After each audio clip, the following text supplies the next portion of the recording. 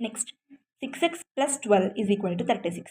So 6x ಆಚೆ ತೆಗೆದೆ because variable ಇದೆ and equals 36 plus 12 ಈ ಕಡೆ ಹೋದರೆ -12.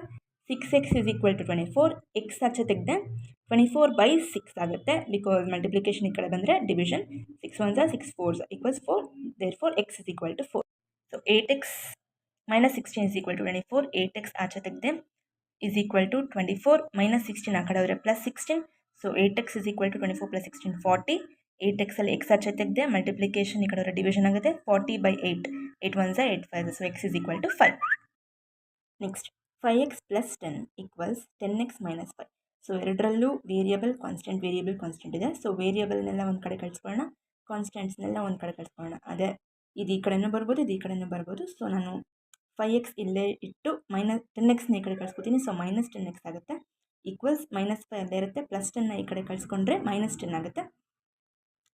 So 5x minus 10x is -5x is equal to -5 minus 10 is -15. So x ಆಚೆ ತೆಗೆದೆ -15 multiplication ಈ ಕಡೆ ಅವರ ಡಿವಿಷನ್ ಆಯಿತು -5. So 5 1s 5 3s minus divided by minus plus. So +3. x is equal